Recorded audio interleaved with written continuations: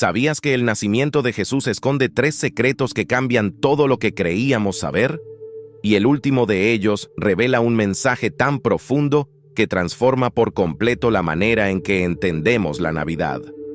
El Evangelio de Lucas relata que María dio a luz a su hijo primogénito. Lo envolvió en pañales y lo acostó en un pesebre, porque no había lugar para ellos en la posada. Pero lo que muchos no saben es dónde ocurrió realmente ese nacimiento. Primer secreto: Jesús no nació en un establo cualquiera. Los historiadores y estudios bíblicos revelan que Belén tenía un lugar especial llamado Migdal Eder, la torre del rebaño, donde nacían los corderos destinados al sacrificio en el templo. Esos corderos eran envueltos en paños y colocados en pesebres para protegerlos de defectos. ¿Te das cuenta? Jesús nació en el mismo lugar donde nacían los corderos del sacrificio, porque Él vino al mundo como el Cordero de Dios que quita el pecado del mundo. Segundo secreto: los primeros que recibieron el anuncio no fueron reyes ni sacerdotes, fueron pastores.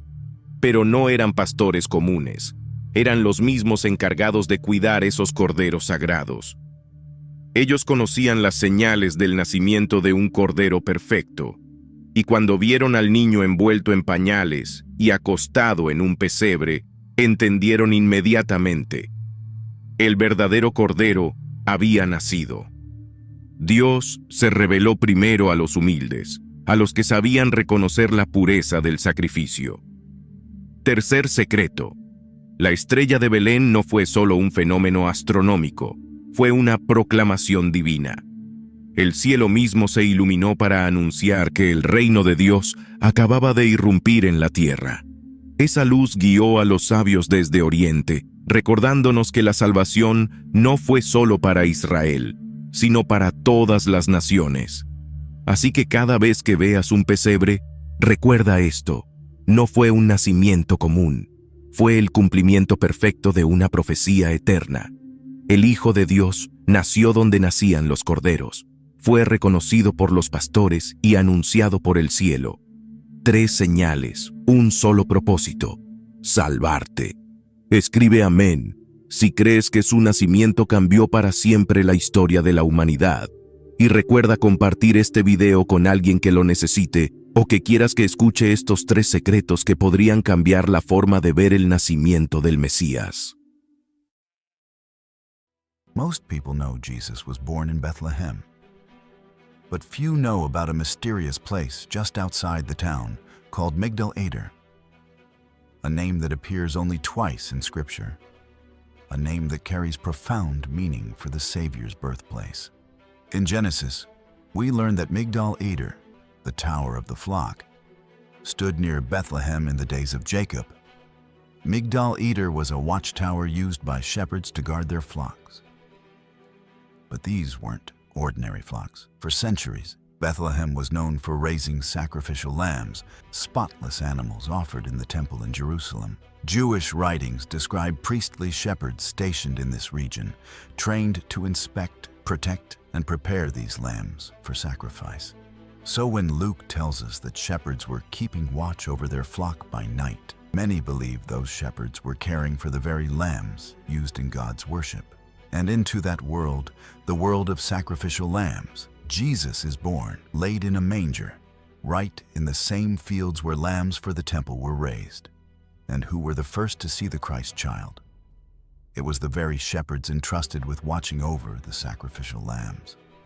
And when they came, they examined our Lord and found him worthy of worship and became the first evangelists, telling everyone what they had seen and heard.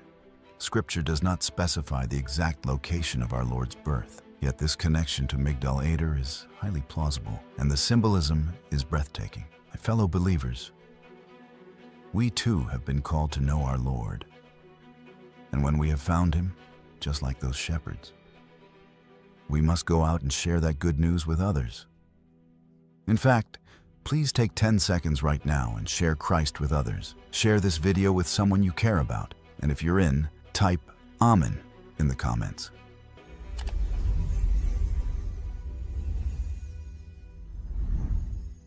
Most people imagine the birth of Jesus in a random stable, but history tells a different story. Just outside Bethlehem stood a tower, Migdal Eder, the Tower of the Flock. It was no ordinary place. This was where the temple shepherds raised the lambs that would one day be sacrificed in Jerusalem. When a spotless lamb was born, the priestly shepherds wrapped it in cloth and placed it in a manger to keep it from blemish. So when the angel told the shepherds, "This will be a sign to you. You will find the baby wrapped in swaddling cloths and lying in a manger," they knew exactly where to look. The Messiah was born in the very place where the sacrificial lambs were prepared. He came into the world already showing us who he would become, the Lamb of God, who takes away the sin of the world.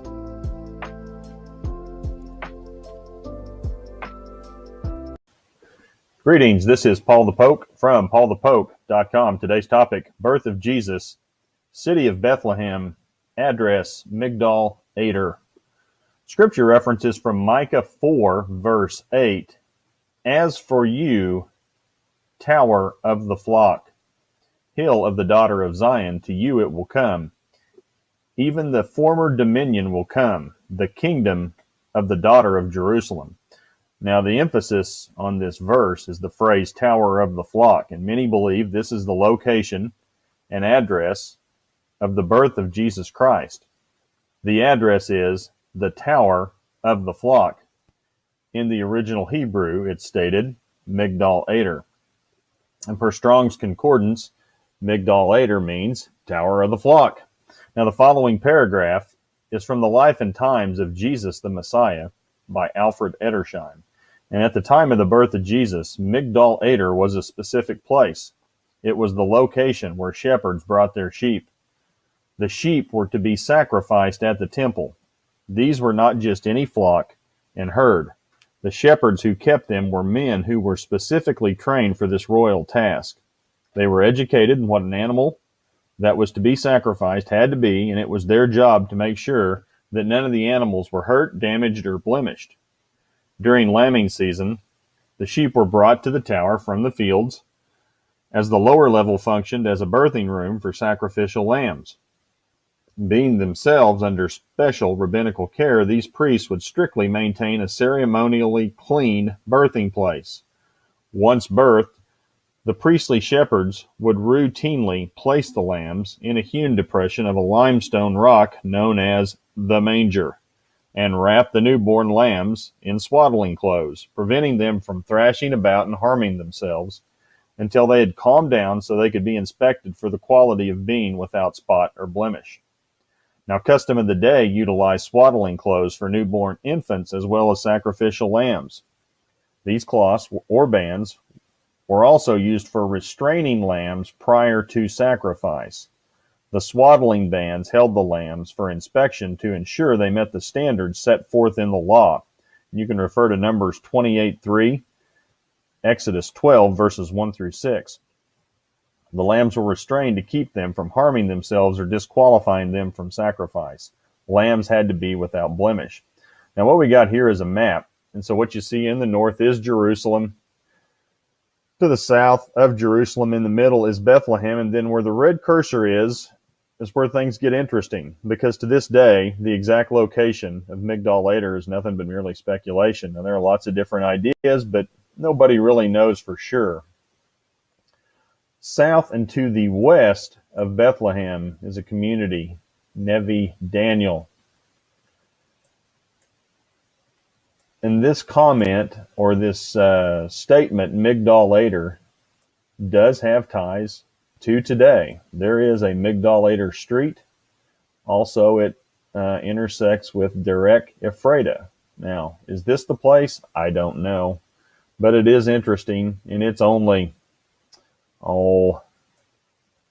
maybe 3 miles from downtown Bethlehem, which is about 7 miles from downtown Jerusalem. So you're only talking maybe 10 miles from the western wall in the middle of Jerusalem down here to this little community with Migdal Eder Street and Derek Ephrata Street. So something to think about. Is that it? I don't know, but do your own homework on the issue. Luke 2, verse 7, she gave birth to her first child, a son. She wrapped him snugly in strips of cloth and laid him in a manger, because there was no room for them in a village inn. Now, some people talk about, oh, no room in the village inn. Well, there are a couple of things at play there. One,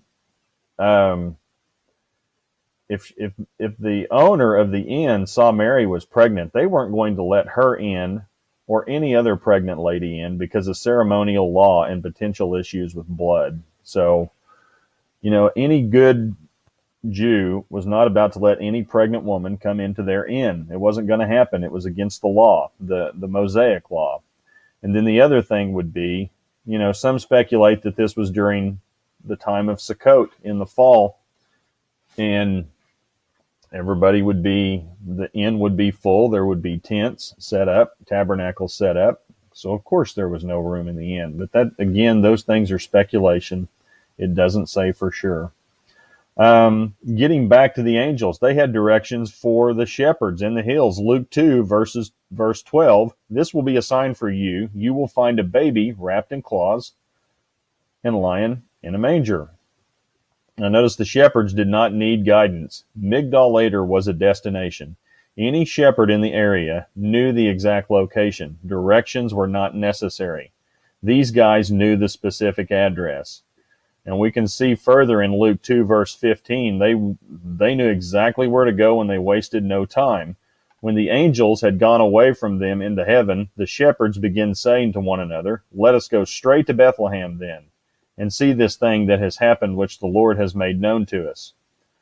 Luke 2, verse 16, so they came in a hurry and found their way to Mary and Joseph and the baby as he lay in the manger.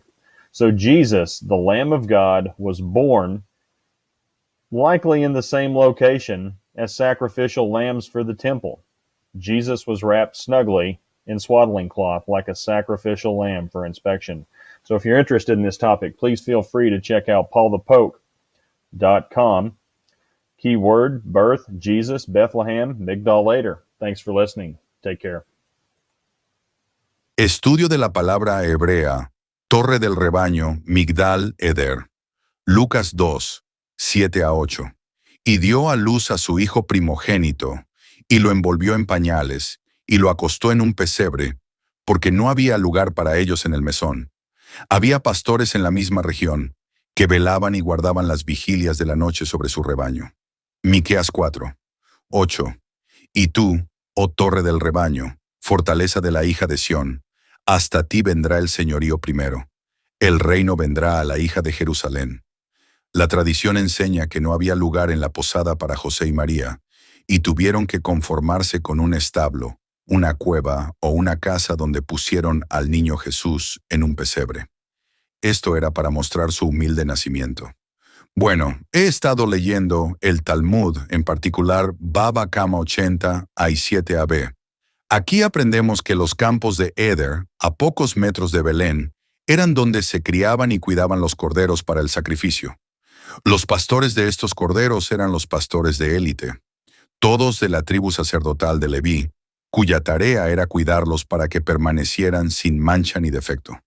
Velaban por estas ovejas las 24 horas del día, como se explicará en otro estudio. Desde su nacimiento, los corderos eran mimados hasta la podredumbre, envueltos en lino fino, para que permanecieran sin mancha ni defecto, y alimentados con una dieta especial. Entonces, ¿qué tiene esto que ver con la posada, que no tenía lugar disponible? El texto arameo ni siquiera menciona una posada. Simplemente dice lith doka. No había lugar para ellos. Las posadas en aquellos tiempos no eran lo que creemos. Eran pequeños lugares construidos en círculo o cuadrado de 2 pisos. La planta baja era para los camellos, burros u otros animales, que tenían comederos. El segundo piso era donde dormían los viajeros. En el centro había un pozo, y alrededor había varias fogatas compartidas. Era un ambiente muy comunitario y peligroso. No había posaderos que mantuvieran el orden. Podías despertar y descubrir que tus camellos o burros habían desaparecido, habían sido robados. Sin embargo, tenías más posibilidades de despertar por la mañana con tu ganado y provisiones, y con tu vida, si te alojabas en una de estas posadas, que si hacías lo que la tradición enseña que María y José supuestamente hicieron, dormir en un establo o cueva que servía de comedero para el ganado. Por cierto, los pesebres y comederos no eran muy comunes en esta zona, ya que las ovejas o el ganado solían pastar y encontrar agua en diversos abrevaderos. Un pesebre se encontraba en lugares como Eder, donde las ovejas eran mimadas y recibían una dieta muy estricta, ya que eran los corderos del sacrificio. De hecho, prácticamente el único lugar donde se encontraba un abrevadero era en Migdal Eder, la torre de los rebaños.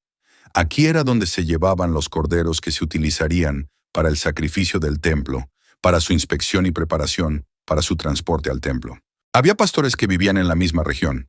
En arameo la palabra es atra, que significa región, lugar o ubicación. Podía estar a kilómetros o a pocos metros de distancia. Muchos eruditos bíblicos creen que Miqueas, capítulo 4, versículo 8, predice el lugar del nacimiento del Mesías y su lugar de nacimiento. El Talmud predice que el Mesías nacería en un castillo. Esto depende de cómo se traduzca la palabra aramea para castillo. Podría ser Migdel, torre, o un lugar de altura o de gran honor. Aunque parezca dudoso, era un lugar de gran honor para los corderos, pues solo los mejores, más puros y limpios, sin mancha ni defecto, eran cuidadosamente examinados y seleccionados en el Migdal Eder, o la torre del rebaño. Diría que este era un lugar apropiado para el nacimiento del Mesías, y una buena razón para no haber nacido en una supuesta posada. Debería haber nacido en el lugar donde nacen. Se crían, y finalmente, se eligen los corderos para el sacrificio. Al fin y al cabo, ¿dónde? En una cueva o establo apartado, ¿encontrarían María y José la tela para hacer pañales y un pesebre libre de piojos y pulgas? Adivina en qué envolvían a los corderos del sacrificio y dónde encontrarías un pesebre libre de insectos. Supongo que Jesús no nació en un establo, cueva o casa, sino en la torre de Migdal. Jesús, el Mesías de David, nació en octubre. Nació en Migdal Eder, la torre del rebaño, cerca de Belén, un lugar donde los levitas criaban corderos para los sacrificios del templo. Ellos eran los pastores que criaban a los corderos cerca de Belén, pues allí se criaban los corderos para ser sacrificados en el templo. Debían ser corderos perfectos, sin mancha, ni quebradura, completamente blancos. Se los envolvía en una tela gruesa de lana para protegerlos una vez que nacían. Luego esa palabra fue traducida como pañales.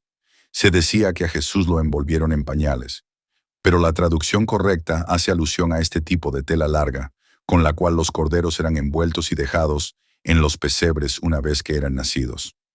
Los pastores recibieron el mensaje de Gabriel y los ángeles de Yahweh para ir a ver lo que sucedía en la torre del rebaño, en Migdal Eder. Fueron y vieron que Jesús había sido envuelto en esta tela para corderos. Examinaron a Jesús y vieron que era digno de adoración. Se cumplió así la profecía de Miqueas capítulo 4 versículo 8, que decía que Jesús nacería en Migdal Eder. Gloria a Dios en las alturas y en la tierra paz a los que gozan de su buena voluntad. Que tus ojos se pongan blancos mirando hacia arriba en pasión pía y arrebato místico con manos juntas en oración y ruego, y con rodillas magulladas por gloria del yo soy el que soy, el eterno, Yahweh, y el otro Yahweh, que es el mismo, Yeshua, quien en su forma perfecta, como sustancia y emanación de Yahweh, por orden de Yahweh, formó los cielos y la tierra. Gloria a Yahweh y Yeshua Emanuel, ante quienes toda rodilla se doblará,